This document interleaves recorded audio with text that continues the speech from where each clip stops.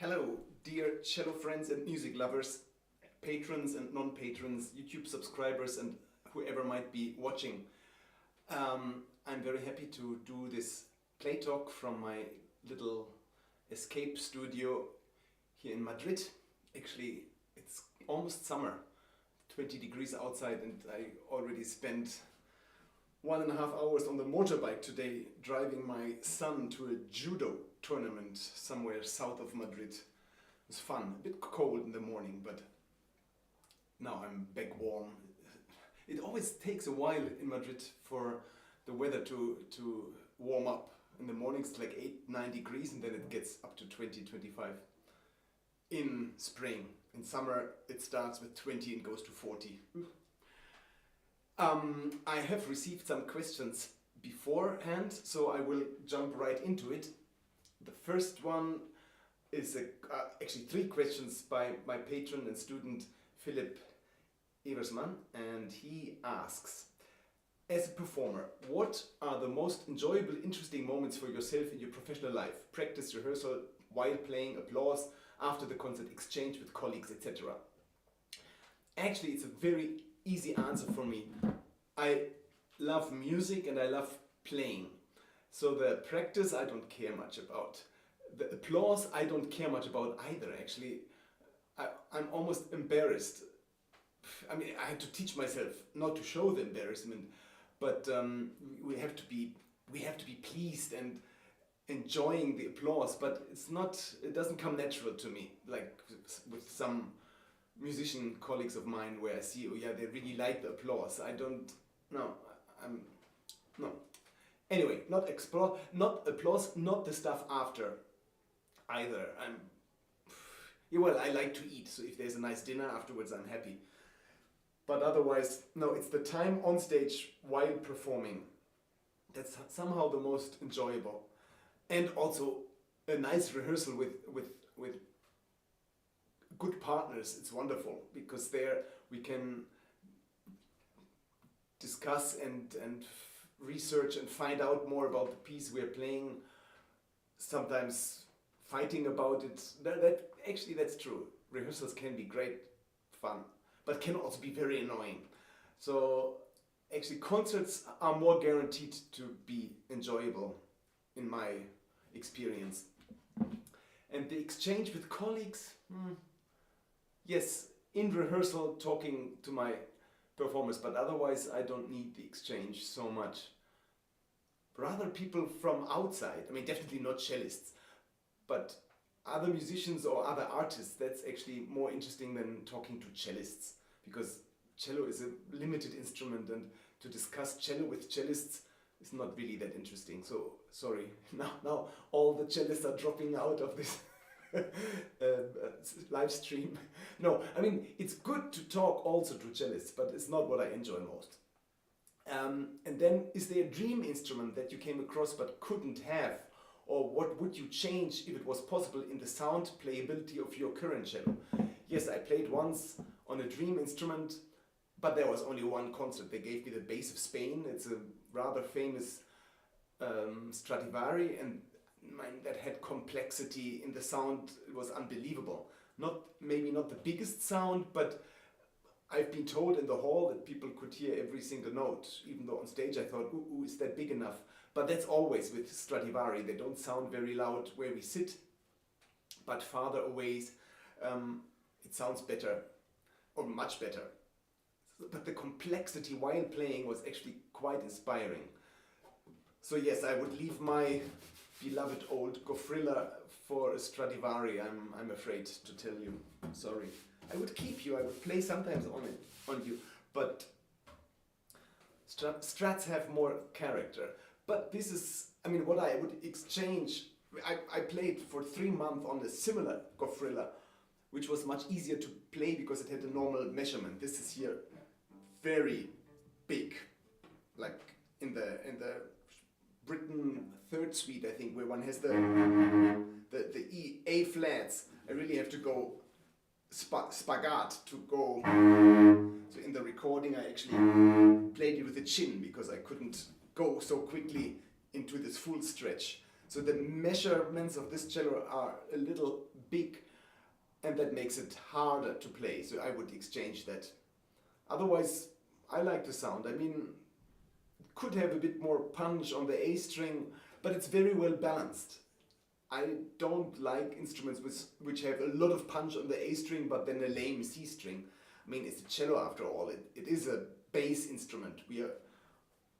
We belong to the bass group. I mean, we play up high, but it's still a bassy instrument. If I want to play the violin, then I play the violin. No, I shouldn't. It's awful. It's so difficult. I'm glad I play the cello because violin is the hardest instrument on the planet. And the last question of Philip is, how do you deal with having to restudy and practice again pieces that you have already played often? Of course, one starts already at another level. Do you still discover new things, subtleties, or is it mainly technical and memory work that is required? That's an excellent question.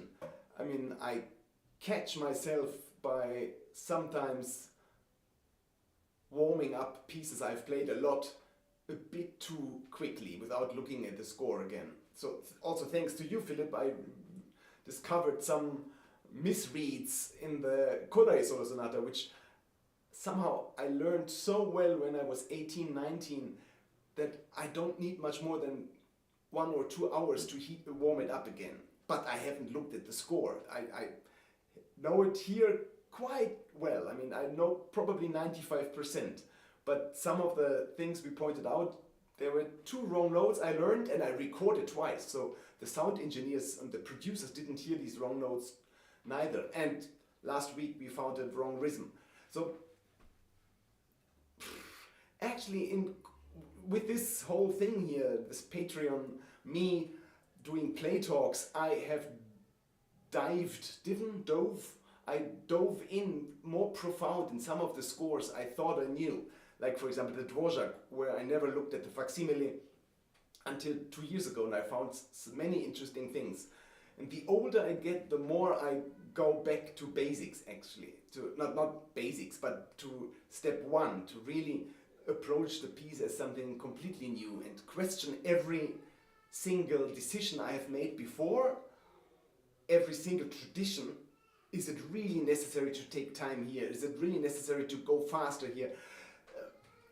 These things we grow up with.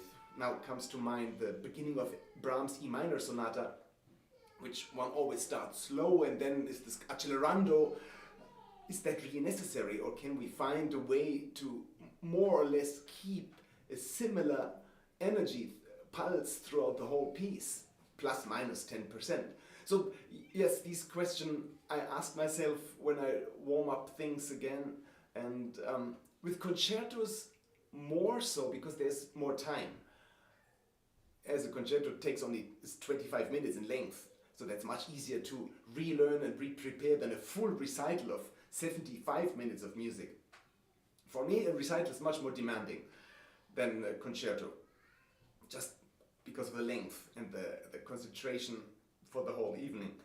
One concerto, the pure music time I'm playing is like less than 20 minutes, or maybe in the Dvorak 30 minutes, I don't know.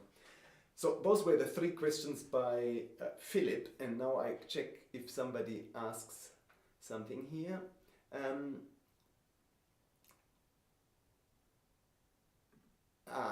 Yihun, hello. Yes, I did a video about Larsen strings, and actually right now I think I put those canon strings on it, but I think I would once... It's not that... How can I say? I'm against wasting.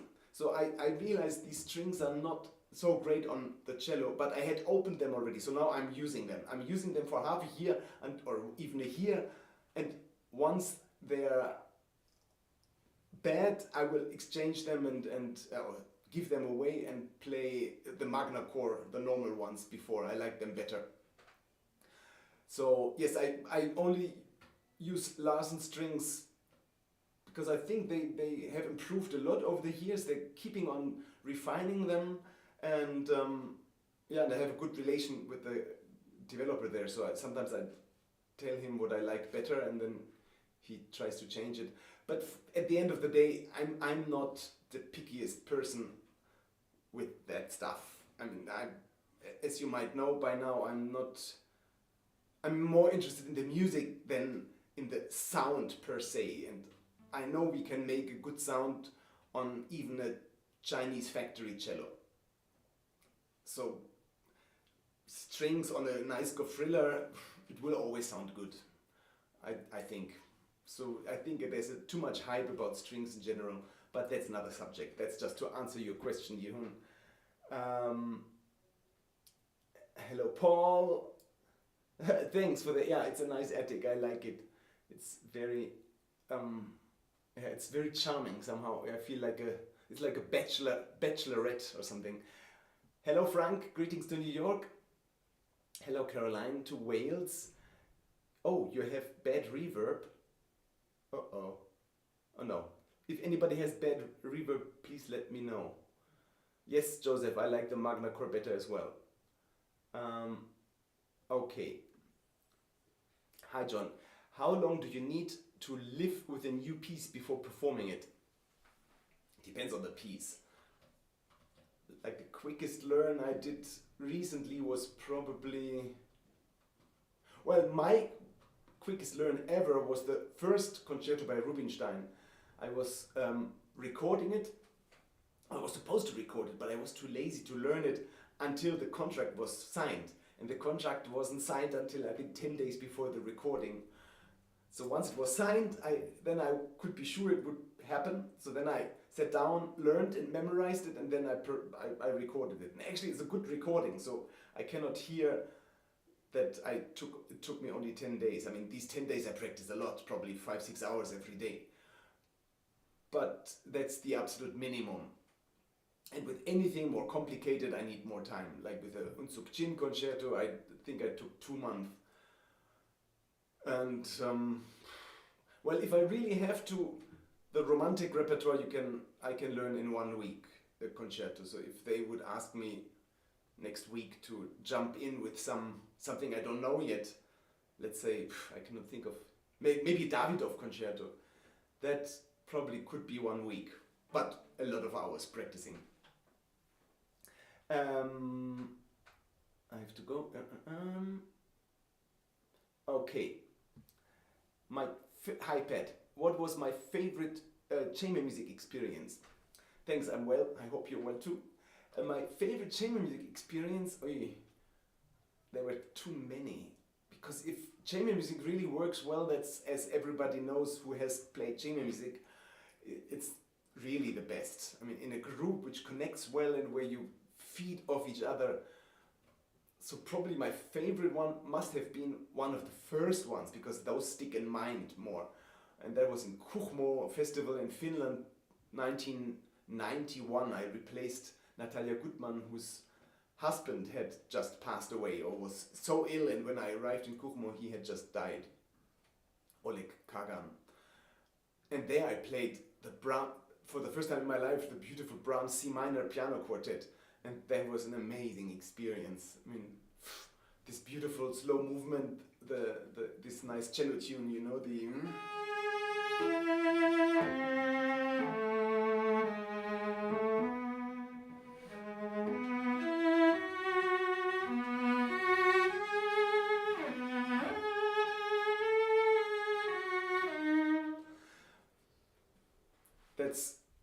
I mean, and the group was interesting, was a difficult group. I mean, it was not coming together until the concert. And in the concert it felt magic. I mean, and those festivals, you have to play it in one to know how it feels. It's a little rehearsal time and a lot of intensity. And for me, as I was 21 years old, and now I'm always one of the oldest or older ones. Back then I was by far the youngest. So it was cool. So this I remember very vividly. Okay.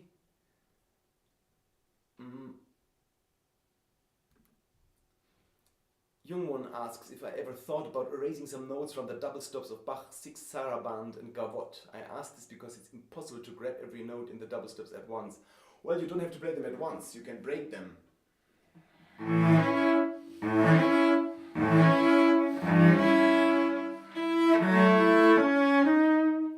as round as possible. But no, I've never thought of it. I rather found some twisting fingerings like in the sarabande.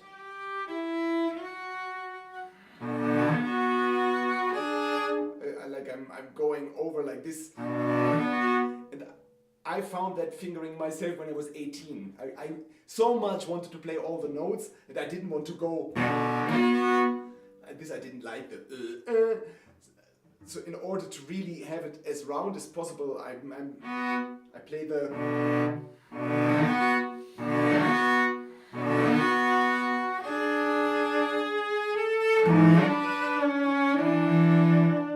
But at once it's not possible. You just have to break them as round as possible. And to do that, I suggest to practice it with open strings first. That you get this. I would definitely avoid the splitting in half. This is very unmusical and very out of style.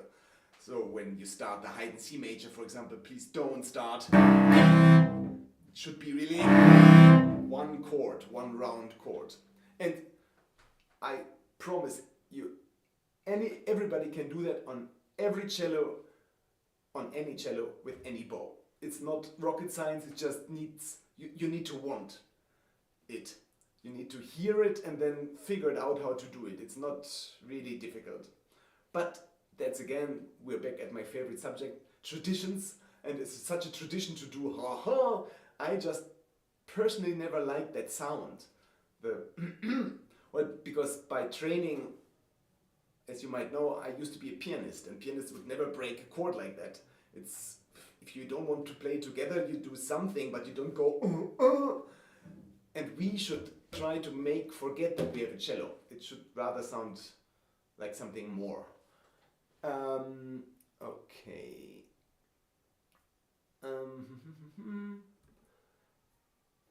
Thank you for which answer. I'm buying a new bow for college. My budget is 5 to 10.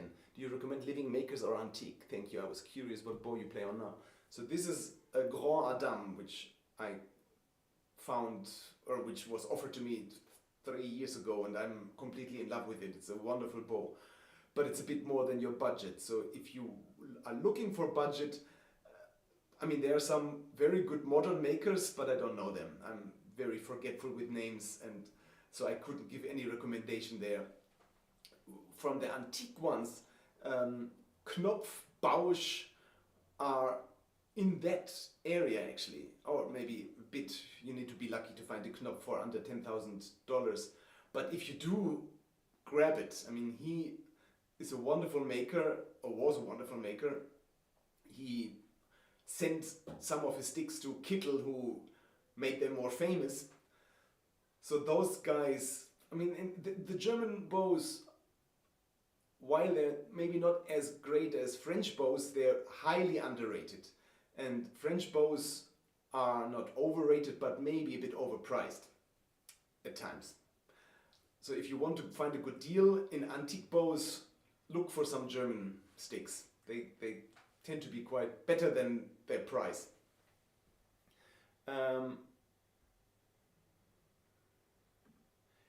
Yes, I know, not all the chords, but I would try go for leaving out as few notes as possible. I mean, you asked if I ever thought about it. No, I didn't. I somehow put it on me to play them all. Hello, Alessandro. Sorry, I was wondering if you have first-hand experience with Le Retrouvé by Thomas Adisch. No, not yet. I have the music at home, and actually I absolutely want to learn and play it. It's a fantastic piece, and I think we're looking for possibilities for me to play it with orchestra, because there's a version for orchestra and cello. So I might bypass the chamber music version and jump right into the concerto version. We'll see, but I love that piece, and yeah, thanks for reminding me. I should also schedule it in a recital program. Maybe I can twist Stephen Osborne's arm to learn it, or Markus Becker. We'll see who comes first who is willing to learn it. Why are you asking, Alessandro? Are you playing it? It's a really great piece. Not easy.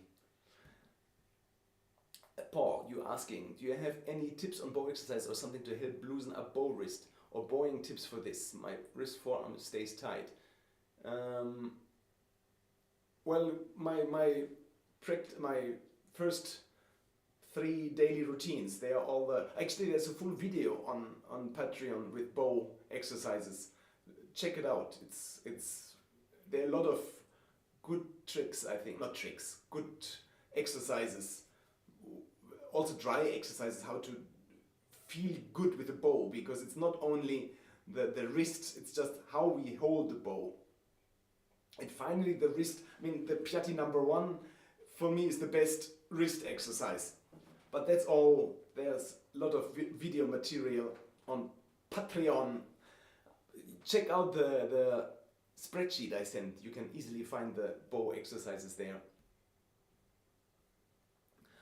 Alessandro is learning it, yes. The 4th movement is devilishly, yeah, it is difficult.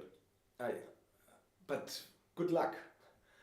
Well, if you ever feel like playing it for me, be my guest. I'd love to work on it before I even learn it. Sometimes an outside look is not a bad idea.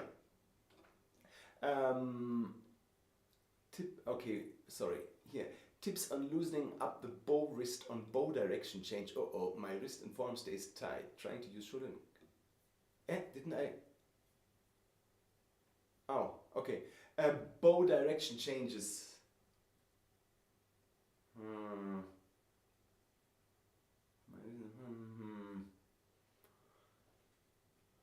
Well, it's also in that video. So the change, the best advice is not to think of too much. I mean, just go back and forth without too much extra stuff. I think there's not much great teaching about bow for cello. And that is because it's not as damning. If on the violin, if you have a bad bow arm, you cannot play the difficult repertoire. On cello, if you have a bad bow arm, you can play everything. I mean, one of the greatest cellists of all times, Mstislav Rostropovich, he didn't have a great bow arm. It was not, I mean, you should not copy what he was doing.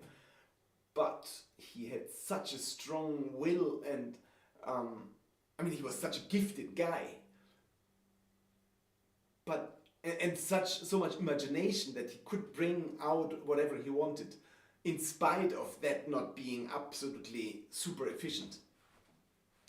And he managed to play everything phenomenally. So maybe if he had a better bow arm, maybe it wouldn't have been as good. So sometimes the handicap is helpful. Why did I say that now? Oh yes, I think that's why it's not being taught much. And if it's being taught, it's by people who have problems, and then they come up with some funny, almost ideologies. I saw people doing eighth and stuff, and less is more. This more simple, the better. I mean, the bow should just go back and forth as uninterrupted by our hand changing the direction. So, I mean, isn't it just physics? If we do anything, we lose the contact to the string, and then that's it.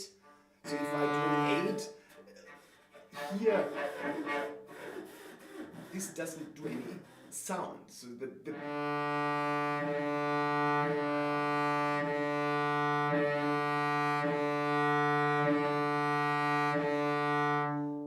yeah.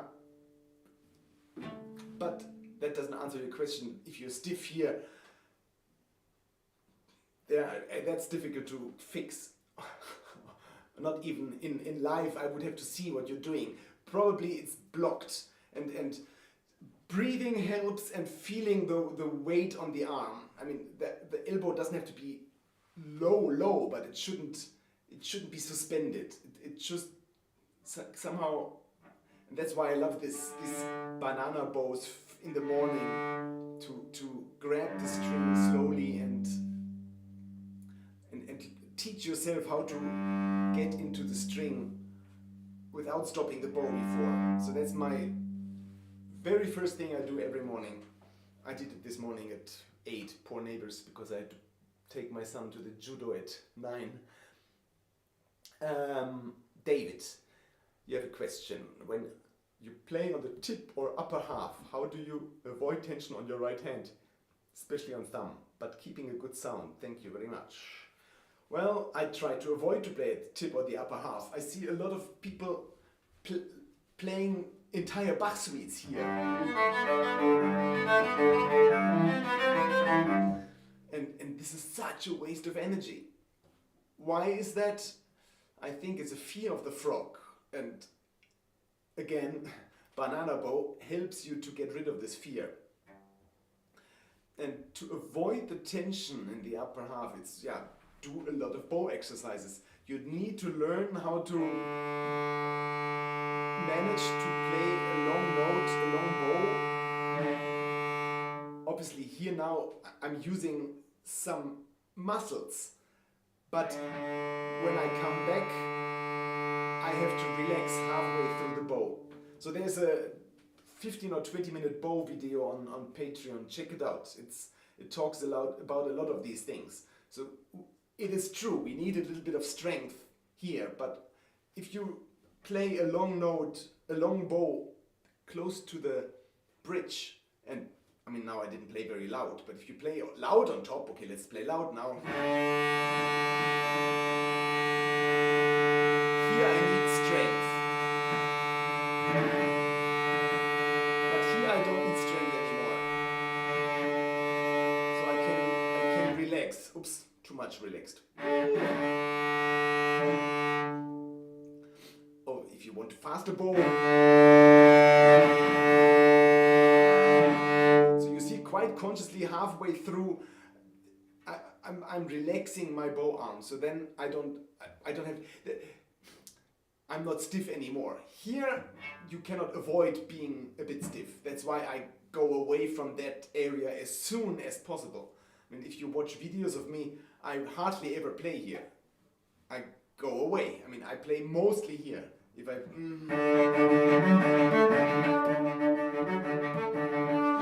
Sorry, that was horrible.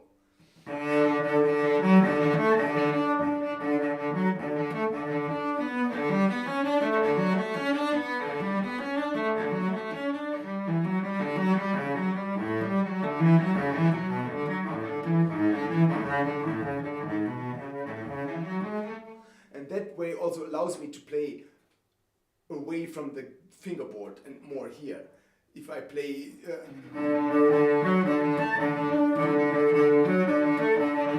then it all becomes more unclear and has less character in the whatever the piece is. I mean, let's see, where would one play here?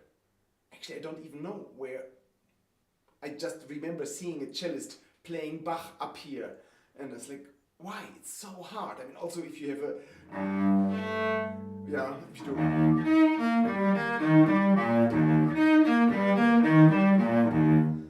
It's so much work. Here it's.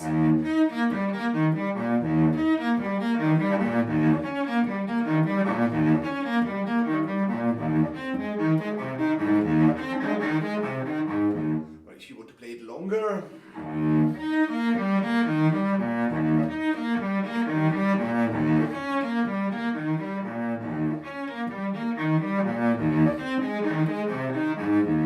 Oh, by the way, that's the bowing I used. I changed when I recorded the suites. In the session I realized I didn't like the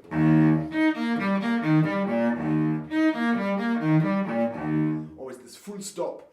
I thought I had avoided it, but when I listened to the first take, I realized I didn't avoid the stop. And then I, again, as I said in the very first question, answered the question, what do I do when I relearn a piece? I question the decisions. So that decision to start with down bow, I questioned after playing the piece for 30 years in the recording session. And I promised, then I practiced for 10 minutes and I recorded it. I don't know if it's the best version of it, but since then I'm playing it starting with up bow.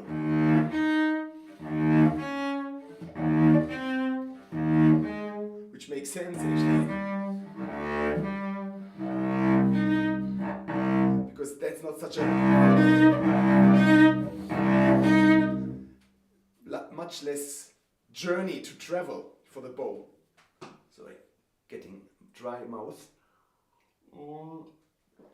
Okay, this was this question. Now I have some more prepared questions from Agatha. Agatha is a patron of mine and she asks, the Britten Sonata Moto Perpetuo. I'm struggling with it since January and it sounds terrible and my hand is terribly tense. Ricochets are so hard. Well, Agatha, first of all, it's not a ricochet. Ricochet, as I understand, is a bow stroke originating in the string. So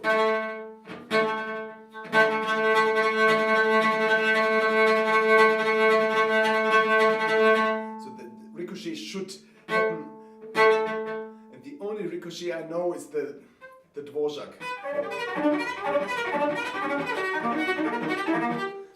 The moto perpetuo in the Britain is rather saltando, isn't it?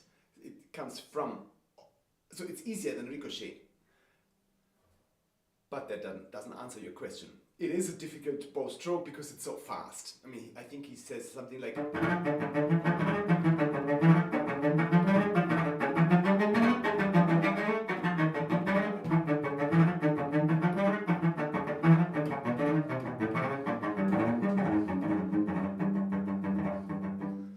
That's, I think, about the metronome marking he writes. And it's a great speed. I mean, it's a great tempo. I love that tempo. If you find a pianist who can do it, do it.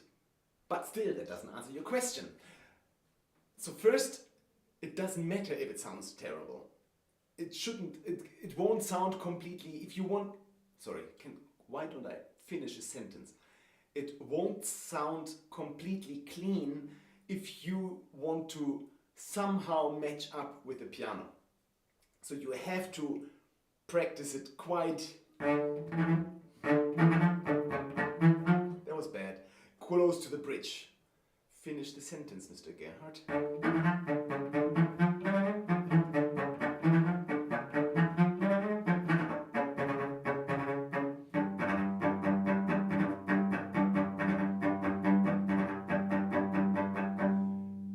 So practice it even on an open string.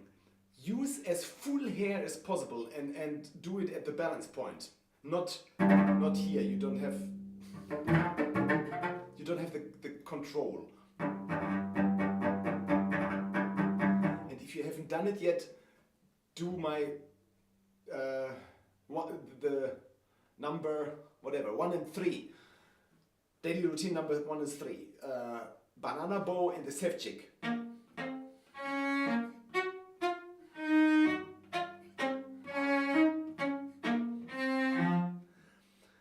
Why is that helpful? Well, it teaches you control of the bow, and for this, Gerhard.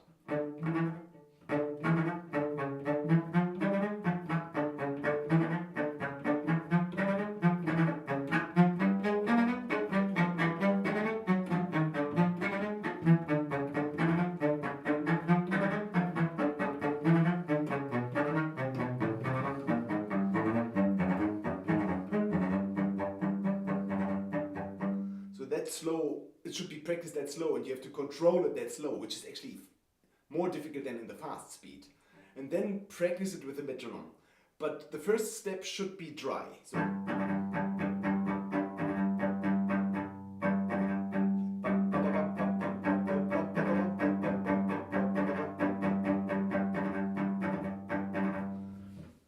Is that good?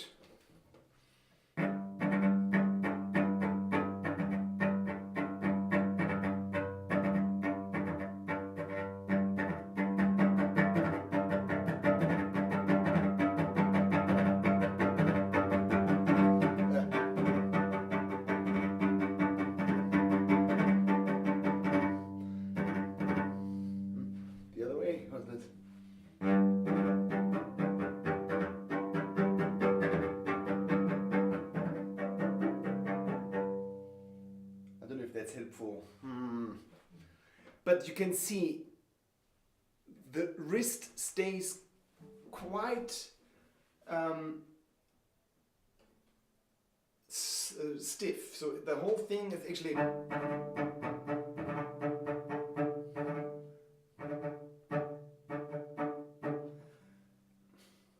Maybe I'm exaggerating, but it's being initiated here from almost the shoulder.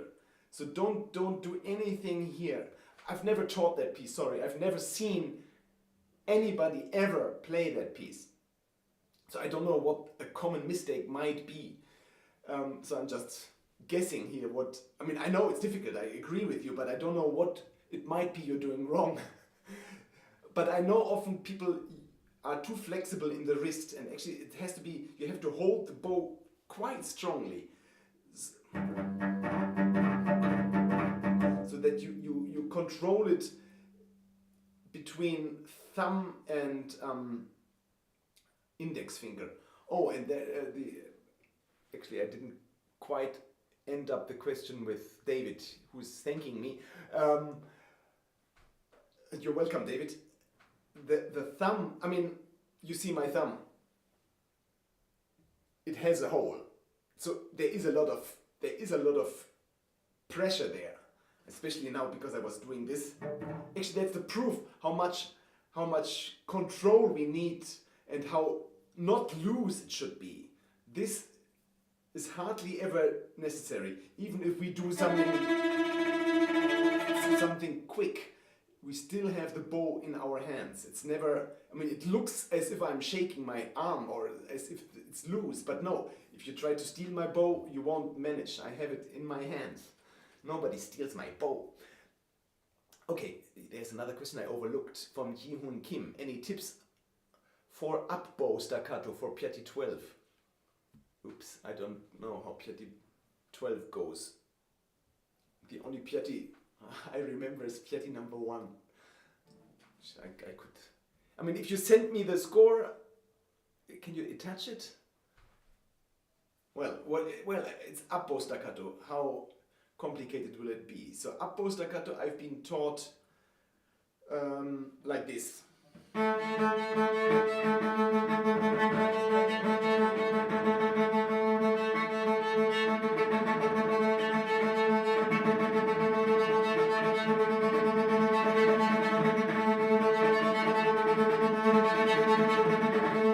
So up and down bow staccato.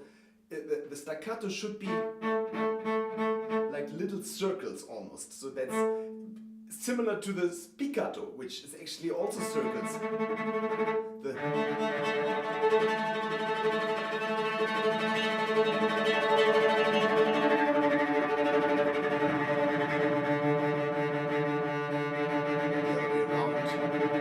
So with the staccato also,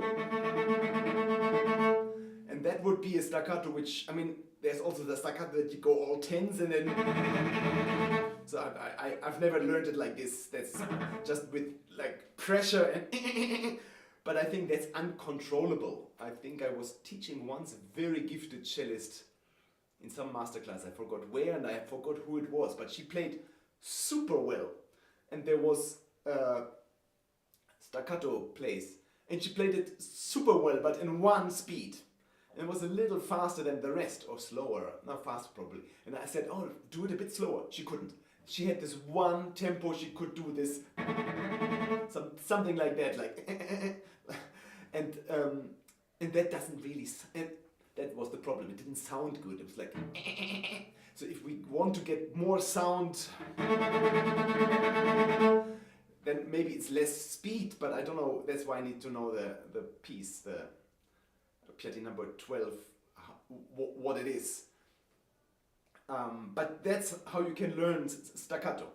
So whatever the piece is, you can try that with. So it's D, A, D, A, D, A, D string, A string.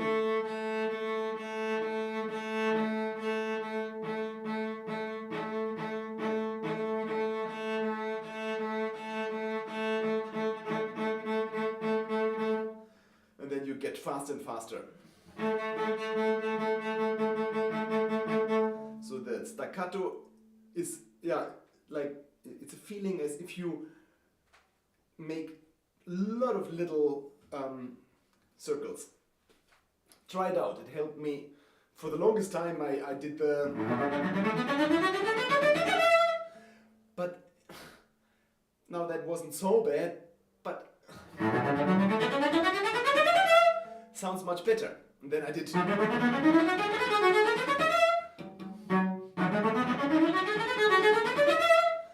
But it's a bit too slow. So if I want to go faster...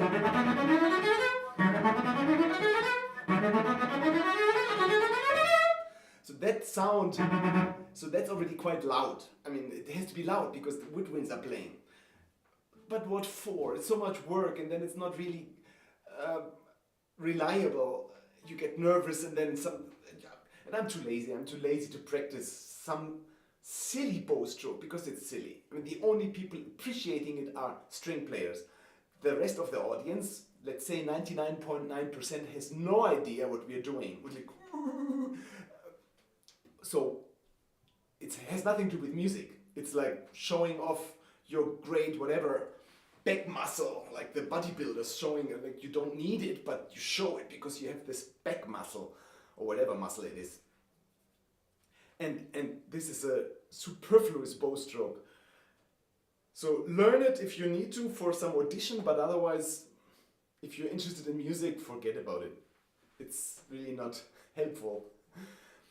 I mean, I'm whenever I teach Dvorak, I try to teach a little bit of Ricochet because for the Dvorak, which is such an important audition piece, it's probably helpful if you know how to do Ricochet, as it might separate you from most other cellists who cannot do it.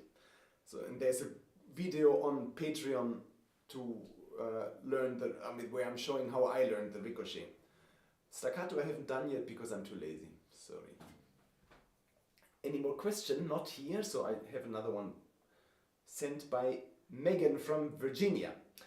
Megan is currently working on the third movement of Haydn's Cello Concerto in C major and has trouble playing on thumb position. Could you please show your rules or useful tips how to firmly keep my thumb strong on the strings? Well,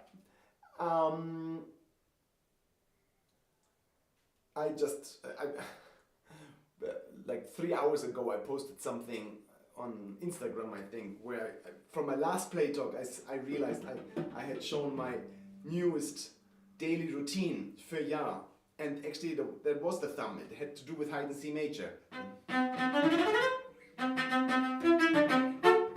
So that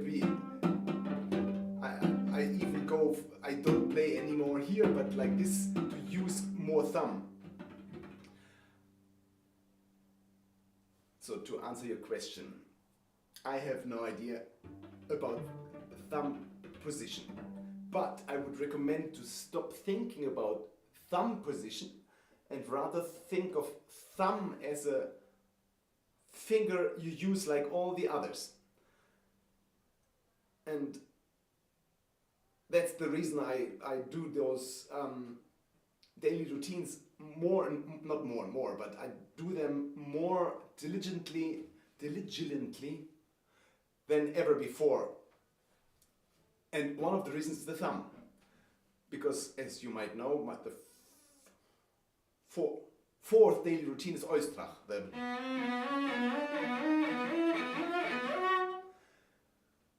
I used to do it with those 4 fingers, and now I use the thumb as well. And this might sound like a strange answer to your question, but this does help your thumb. And subsequently it will help your thumb position. Your thumb, what is it called? Thumb, yeah, thumb position.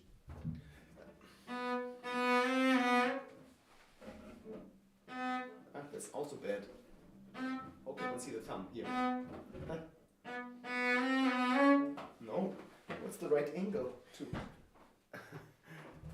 move the, yeah, that's it. No, head in the way.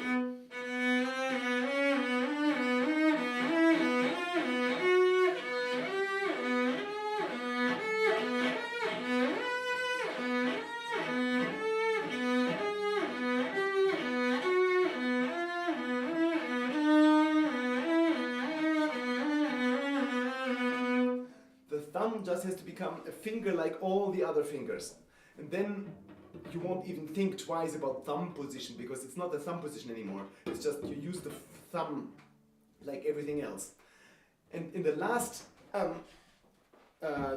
question and answer, I introduced this new daily routine. And actually I forgot, or I didn't forget, back then there was the only one I did, but the only addition, but now I do it even more simple. So we are talking about Feuillard. The Feuillard.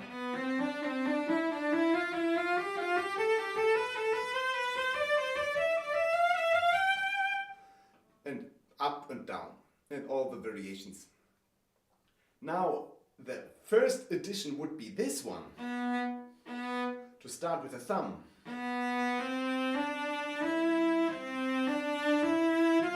It doesn't have to be vibrato.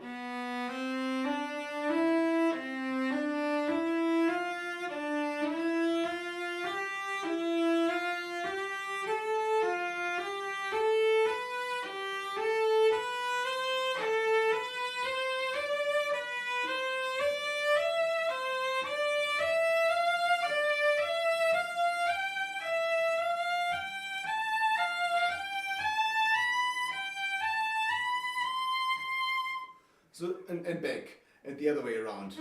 And possibly really 4-2-1. Sorry.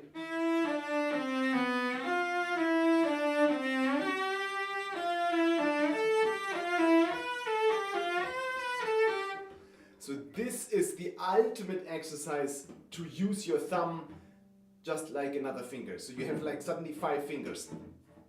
And this will also help with high and D major for sure. Never mind if you play or, but I never like the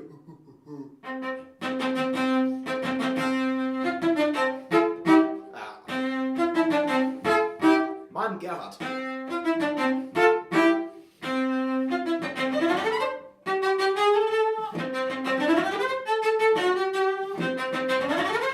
Shit. I still have to practice it. But if you use that technique with the thumb everywhere, the cello becomes easier, promised. And the addition to that I showed last month or 2 months ago.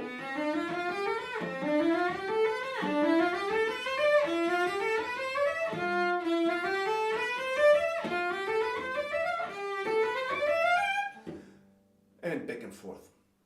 So that will, if you are patient, I mean, be patient, be more patient than me right now. I have 10 more minutes until I have to teach, so I'm just trying to be fast. Take all the time in the world, and yeah, try to avoid the wrong notes, obviously.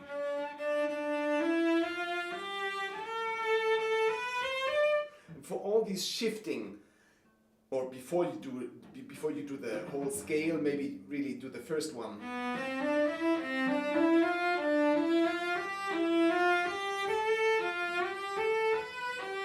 And the higher you get up,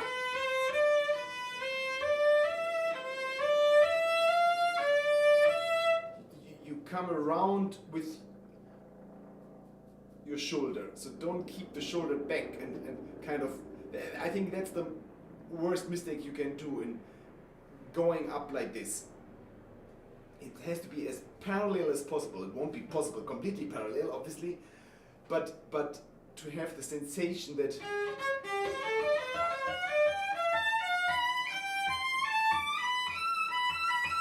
so that the hand is in one position here, and this whole Feuillard elaboration thing is helpful for the hand to find its place, whatever position you're in.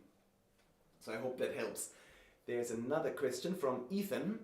How flexible should the wrist be on the bow hand? I'm working on Shostakovich's first concerto and I was told that I should keep my wrist more rigid, especially in the fast passages in movement 1. Absolutely. The wrist should not move much.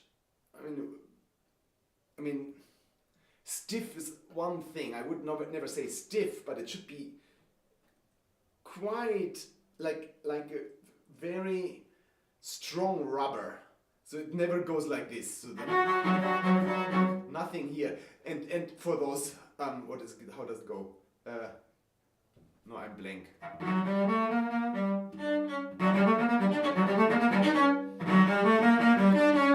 So you would practice it slowly. Why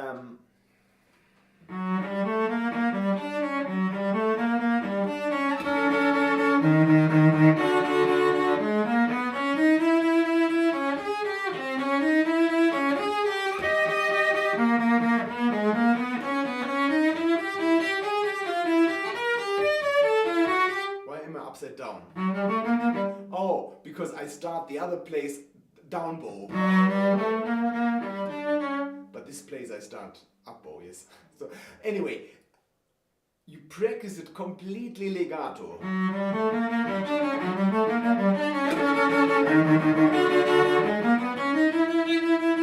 Not super loud. I mean, this is, what does it say? Mezzo forte maybe. I mean, the orchestra is hardly playing.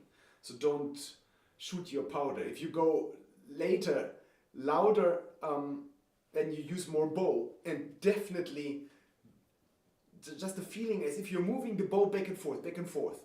You don't need any perfect bow change. So, well, in that bow video, I think I talked about the perfect bow change and that it's just like a magic trick. The perfect bow change is an illusion. We try to get rid of this. And how we do that? By accelerating a little bit the bow speed right before we change the bow. We go a little bit out of the string and do something like that, which is, I don't like doing it, but sometimes we have to make the bow the bow change less audible. But it shouldn't be a default technique for the bow change. The normal bow change should just be like this. We hold the bow and we play. So if we play loud,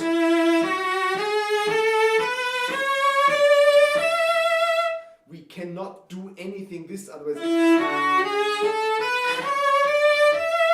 we lose the contact. And if we have whatever fortissimo thing with orchestra blasting, we need to be completely in the string and not do our silly bow change trick. This is for piano passages, where there's a little bit of, we add a little bit of quickness, or if it's in a loud place like the, here I went like just a little, it's like a tiny, like, as I say, it's a magic trick, like a magician. They do something and we don't see it. It happens. Suddenly the card is gone. And here we're trying to go a little bit out of the string, but just a little, and increase this bow speed a little. So it's like blurring the bow change. But normally we don't need to do that. That should not be, especially in fast passages, we must not do that. Otherwise, synchronization is gone, sound is gone, because in the faster speed, if we do that, what happens, like, we do something like this. If this is the string, and we do our magic thing with our, God, I cannot speak anymore. The hair loses the string. The hair leaves the string, sorry. So the hair leaves the string, and then in slow and soft, that's no problem. We kind of go like this, but in fast, we need to be with as much hair as possible. I saw sometimes people go fast, and the bow is doing something really funny, and it doesn't sound. So if it sounds great, I wouldn't say anything, but you lose the contact, and then the sound is gone. So that's a long answer to a short question. Whoever told you that is right. The wrist must be a little bit call it rigid, call it firm, call it controlled, and almost have the feeling as if you're polishing something.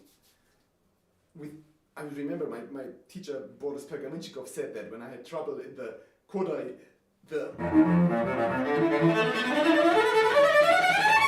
these runs. So it's kind of, yeah, polishing motion, not here. We don't want it to jump anyway. But even if we want it to jump,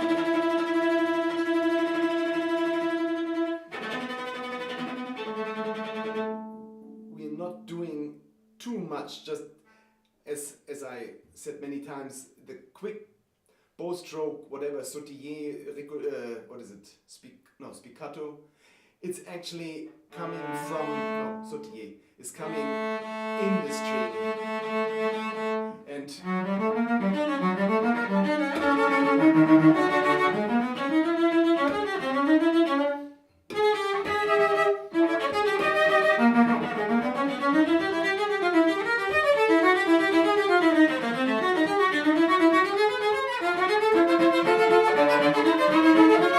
sorry, I hate this place. For me, that's the most difficult in the whole first movement.